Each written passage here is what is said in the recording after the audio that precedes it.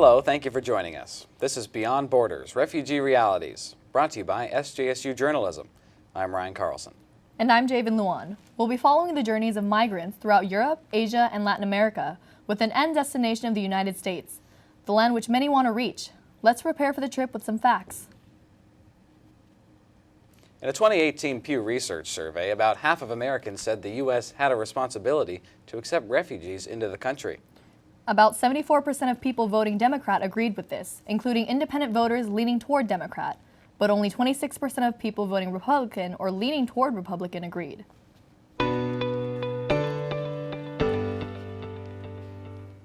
Let's start in Greece, on Lesbos Island, where 5,000 refugees have arrived the past 3 weeks alone. That's according to the Aegean Boat Report, a non-profit organization making rescues. Many migrants risk their lives crossing the sea from Turkey, only to find despair at a refugee camp called Moria. Jose Francisco Gouveia spoke with a young refugee living in Moria who is always on guard. Beyond the soothing waves and aesthetically pleasing boats riding the Mediterranean Sea, stories of families risking their lives sink deep in the minds of migrants coming into Greece. On the island of Lesbos, near the capital city of Mytilene, a government-run camp named Moria stockpiles more than 8,000 migrants in a space created to only hold about 2,000. Once arriving in Greece, migrants face more traumatic events in dirty, overcrowded refugee camps.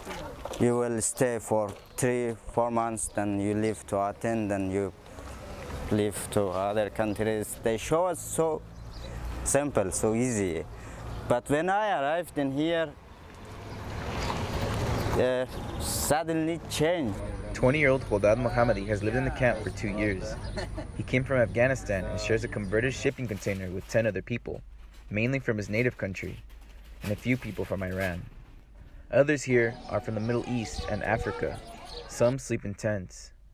There's no privacy or personal space. Mohammadi shot this video showing a clash that took place in the camp. Rocks were thrown and others found shelter to escape injury. Within the camps, migrants from different nations clash, causing stress and uncertainty for residents.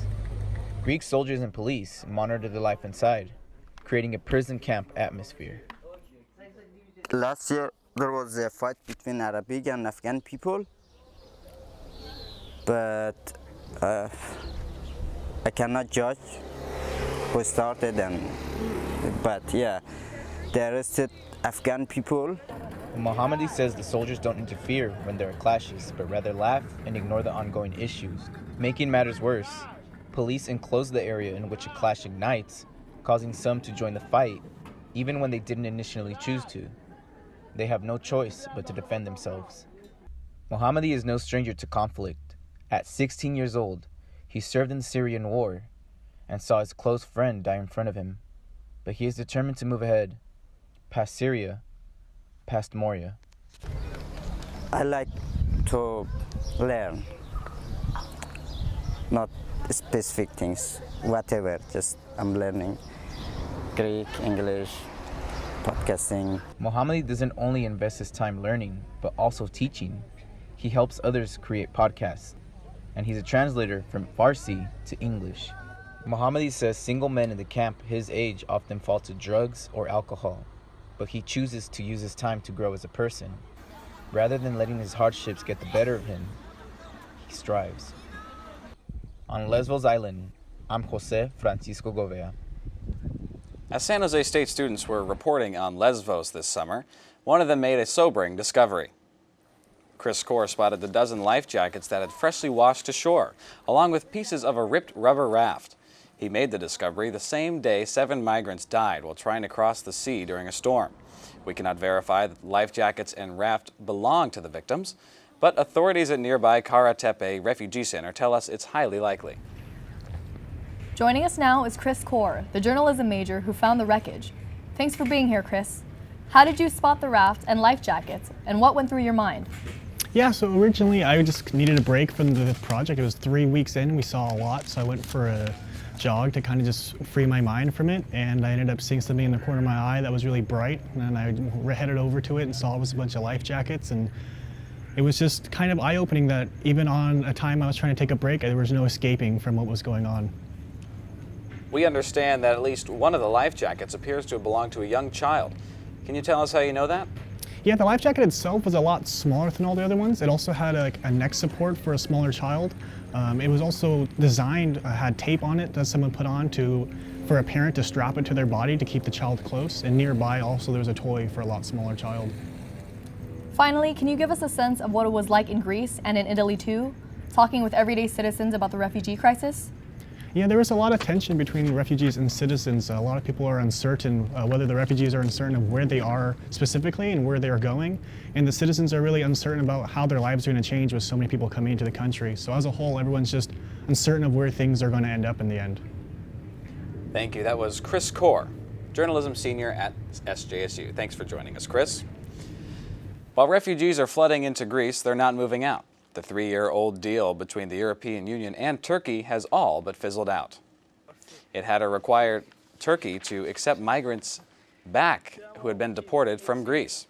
As immigrants wait, the asylum process is a complicated one. Families with children have a slight advantage, although multiple criteria must be met to qualify. The psychological assessment, it's part of the vulnerability assessment, it's part of the age assessment, it's part of the family unity, family composition assessment, so it is currently an important gap. This week, the Greek government promised to make asylum-seeking procedures even tougher.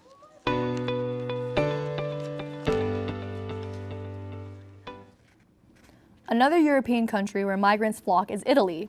Earlier this year, the government shut down many refugee services. Thomas Soares reports. It's easy to fall under the spell of Italy. The rolling hills, the trendy shops, the lazy afternoons. But thousands of refugees can't enjoy what the tourists appreciate. They're fighting to regain a sense of personal freedom. If you live, you don't have a place, you sleep in the streets. Yeah.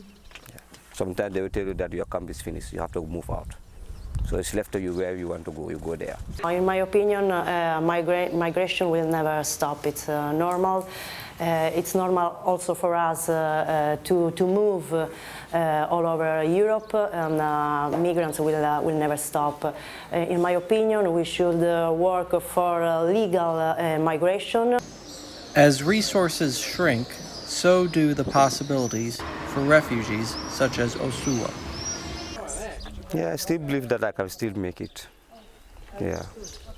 Because life is full of ups and downs. So you have to be patient. At Camp Caramineo, Sicily, I'm Thomas Soares. A new Italian prime minister has formed a coalition between the center-left Democratic Party and the anti-IS established Five Star Movement. They're expected to soften hard line on refugees. In Italy, many people draw a sharp distinction between political refugees and economic migrants. In a 2018 poll, Pew Research found that 56% of Italians supported taking in refugees who are fleeing violence and war, but only 23% supported migrants who moved to Italy for other reasons. Some older Sicilians with generations of history on the island foresee long-term consequences of loose immigration laws. This state police officer with 27 years on the force asked us not to reveal his name, speaking here as a civilian. Sono per niente razzista, anzi sono per una integrazione di chi è che vuole far parte del nostro sistema. Ovviamente le differenze di ideologia politica, di religione sicuramente esistono, è inutile negarlo, perché comunque sono persone che provengono da un'altra realtà, completamente da un altro mondo, possiamo dire. Quindi l'integrazione secondo me è molto difficile. The majority of Italians feel the enormity of the displacement crisis. Many people around the world are opening their hearts and their wallets to help refugees. A non-profit organization cut through miles of red tape in order to start a school for children. Gabriel Mungre has a story. A Dutch nonprofit organization by the name of Happy Caravan was started in May of 2017. President, founder, and Syrian refugee Aladdin Hanid began Happy Caravan to provide an education for the children. When I was working with those beautiful Dutch organization, I was telling them about how important is education and please try to put it in the program and so. But it was hard to change their plan. Despite the struggle to start Happy Caravan right away, Hanid found a way to create the school in the camp of Thermopylae, about 4 hours north of Athens. You are not organization, or if you are not working with a real organization, you are not allowed to be in touch with the children. And it was a broken heart moment, but it was also the reason of why Happy Caravan started. Happy Caravan focuses on education, art and creativity, cinema, and sports-related activities. I see a huge shift in the children, and I've been here almost 6 months, and there's some kids who, when I came, they were this big, and now they're tall, and they're helping, and yeah, it's amazing. As part of being a non-profit, volunteers all over the globe come to help out at Happy Caravan. Happy Caravan has been around for 2 years, but the Dutch organization still plans to expand as much as possible to provide the education the children refugees are seeking. In Greece, Gabriel Mungere reporting. Happy Caravan has 2 sites north of Athens. 2 former residents of San Jose State's International House help run the programs.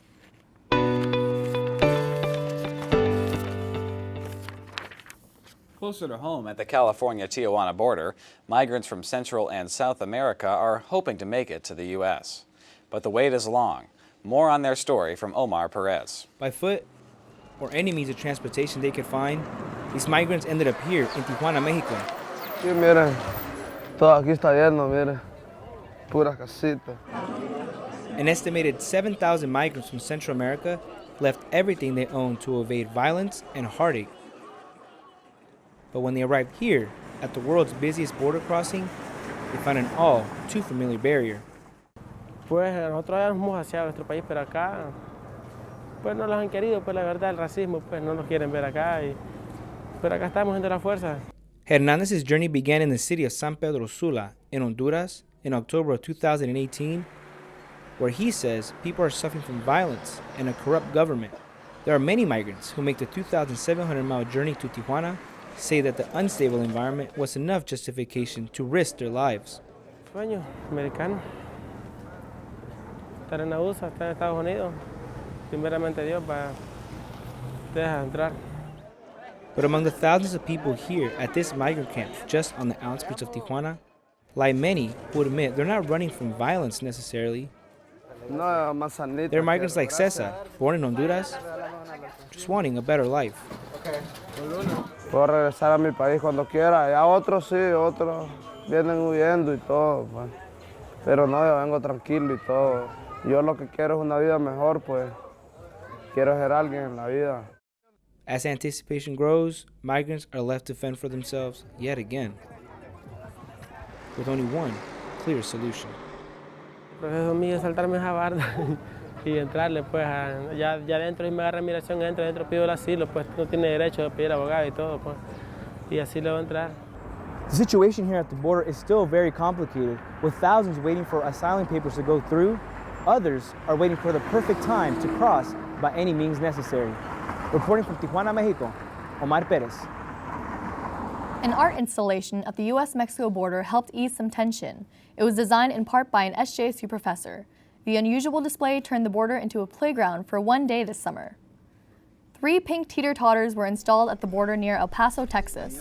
When it was designed a decade ago, it was intended to show the balance of trade and labor between the U.S. and Mexico, but it turned into a symbol of unity. SJSU design professor Virginia San Frantello created the project along with her husband, who teaches at UC Berkeley.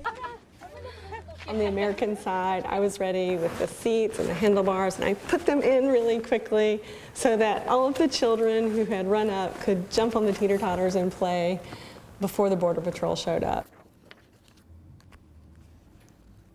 The Border Patrol let people on both sides play, but the installation came down as fast as it went up. The professors decided it was time to take them back down after one day. We have arrived at the U.S. border, the gateway to opportunity for many. Coming up, we'll learn about the realities of the pursuit for a better life here in the land of the free. Stay with us. Welcome back to Beyond Borders, Refugee Realities. Fleeing from communist Vietnam during the early 1980s was a tumultuous time for many people. Thousands settled into the San Jose area, and as Jessica Jimenez shows us, they made great sacrifices to arrive on U.S. soil. Ryan, many people living in the Bay Area have stories like this, memories of risking their lives to leave Vietnam. A Campbell restaurant owner sat down with me and told me her story. Tucked in the corner of this Campbell shopping center is Yummy Sandwiches, an unassuming name with a big story behind it. Tu and Calvin Huynh are the owners, whipping up banh mi, spring rolls, and pho, filling out the best life that they could imagine. My dream is to own a sandwich shop for been a long time dream. Their restaurant is thriving, exceeding their expectations. For Tu, just making it to America is remarkable.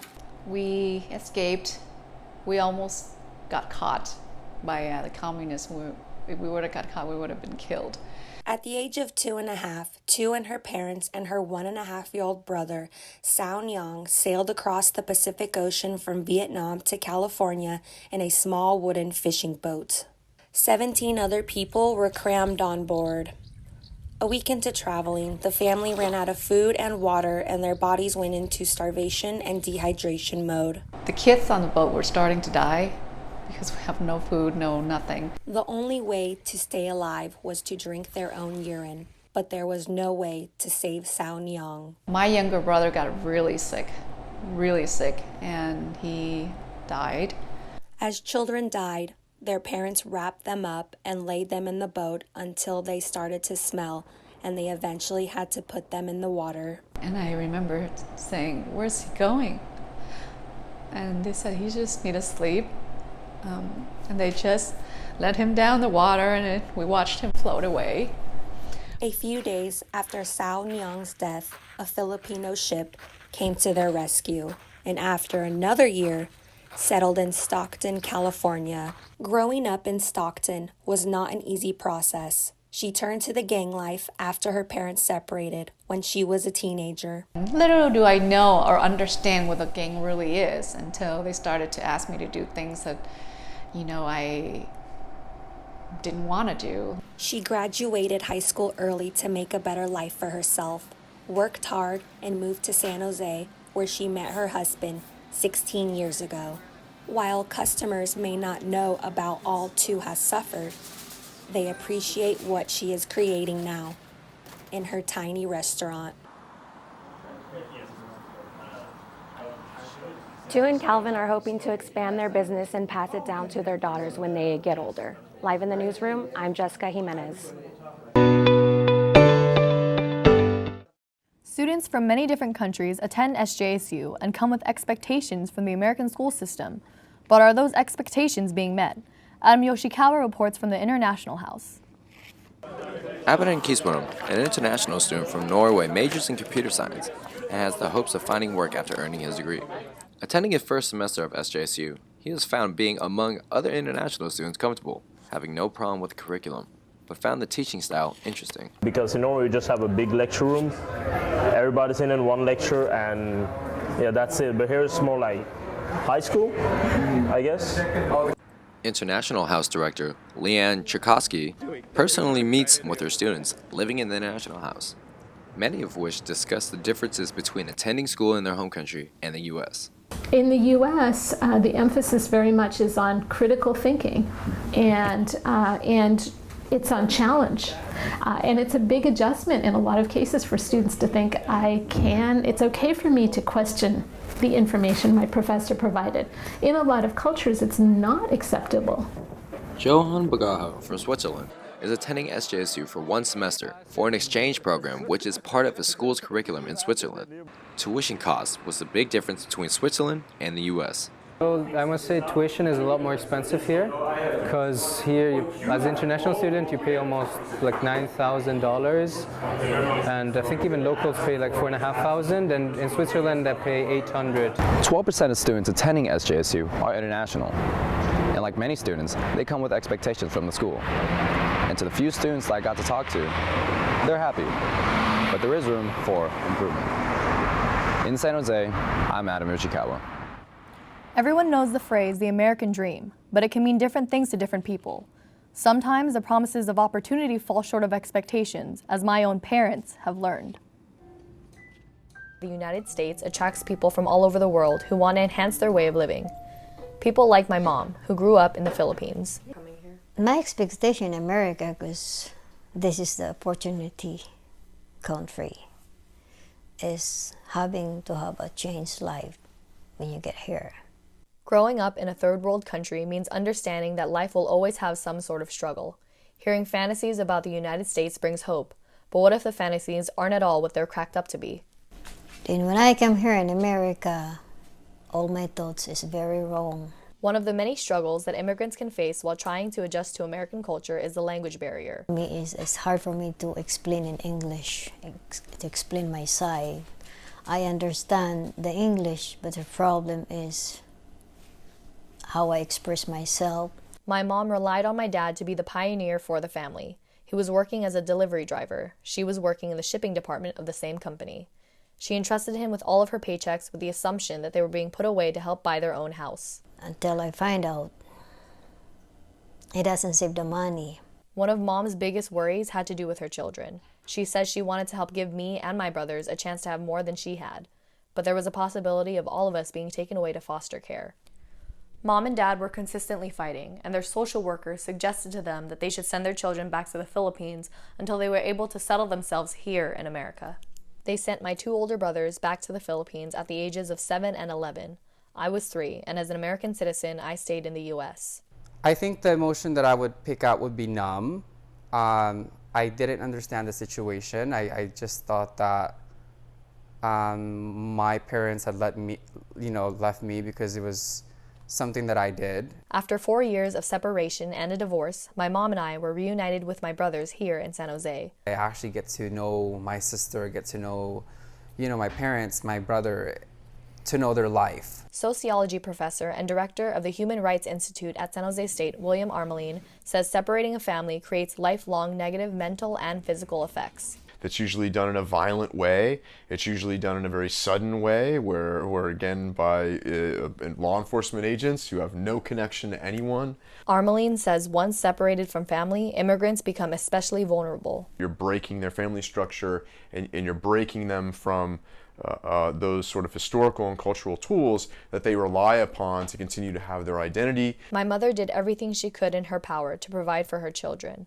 Although taking care of all of us on her own wasn't an easy job, she stayed focused on one thought. I want them not to have what I experienced, struggle in life, from marriage to real life that I've been through. Through my mom's sacrifices, my brothers and I have been able to have good jobs and pursue a higher education. She tells us on a regular basis how proud she is of us. On the SJSU campus, in the midst of the liberal Bay Area, it's easy to find students who stand for loosening immigration laws. But there is another side. The Young Americans for Liberty Club promotes respectful discussion on political hot topics among students that may have different views. One of those topics is immigration. Garrett Canepa, a fifth-year student at SJSU, stands more on the conservative side of things when it comes to this social issue. I'm not opposed to people coming into the country, but I'm very opposed to people coming into the country illegally and also just a mass importation of people when we can't handle it. I think right now we're facing some issues like unemployment, low wages, just the kind of dissatisfaction with the way society is going. The club has existed for 4 years, and the average attendance is around 10 students per meeting. Naturally, tensions may arise in these conversations, but to clear the air, the group takes outings to get food after each meeting. That's what a university is supposed to be, a place where people can air their divergent thoughts. And that's what that club was. I mean, everybody in there was so vocal about their opinions and respectful of one another. When we come back, we'll see how organizations and filmmakers are helping refugees here in California. Beyond Borders Refugee Realities returns in a minute. Thanks for staying with us. Many SJSU students are first-generation Americans who are navigating the college system on their own, but they can find help here on campus. Bree Sheets shows us how. This hate has to go! All this hate has to go! At the National Day of Action for I Stand With Immigrants, held Tuesday, Brenda Pantoja helped organize San Jose State's events. Pantoja is a business marketing senior who interns at Ondaki Spartan's Resource Center, helping undocumented students find the resources they need on campus. I want to celebrate myself, the contributions my family and I have made to this country, so we are celebrating, all of us. Pantoja is also an undocumented student. You know, life after college for undocumented people is really tough because you're not guaranteed employment since people don't have social security numbers or any other type of work authorization. Anna Navarrete is a program coordinator for UndocuSpartan. So we want to make sure that folks understand that these issues are intersectionary. They deal with, students' identities are impacted by their immigration status in various ways. So we want to make sure that we have those resources available for them. The center, located here at Clark Hall, is a place where students can learn educational opportunities and spread the word to others. Different booths at the stand for Immigrants Day informed about the 2020 census, the Office of Diversity and Equity, and the Cesar E. Chavez Community Action Center. Just to kind of stand together and remind each other like we're still human beings, just because the color of our skin is different or because we come from other places doesn't necessarily mean that we need to have this division amongst each other. There was a photo background to take pictures and free t-shirts available, just to remind students about the many resources UndocuSpartan can provide. On campus, I'm Bree Sheets. Independent filmmakers are shining a light on immigration. They're focusing on films that tell refugee stories. The Awareness Film Festival brought hundreds of people to downtown Los Angeles this month. One filmmaker followed a Sudanese refugee as she tried to locate her family after she fled from the war. Living, dreaming, those things I don't have it in my life. This film festival is just one of many that focus on immigration. Another will be held at LA Live next Saturday. And finally, the moment that immigrants here in the U.S. wait for. This ceremony took place in Campbell this week. I hereby declare on oath that I absolutely and entirely renounce and abjure. It's very exciting to finally be a citizen and finally have this kind of being able to call it my home, even though I've been living in the US since I was 7 years old. It's interesting, but at the same time, I feel like I still very much so apply myself to like Armenia, where I'm from. Defend the Constitution and laws of the United States of America. I'm excited that I'm going to be able to vote in this election for the first time and have my opinion matter. From Europe and Asia to Mexico and the United States, migrants and refugees are leaving their home countries in pursuit of a happy and safe life. We saw some of that optimism and success, but we also saw struggle, danger, disappointment. That is the reality of many refugees. Through journalism, we're able to tell these stories, and in the future, we'll be able to look back and see how these situations have changed. From all of us here, thank you for joining us. Bye-bye.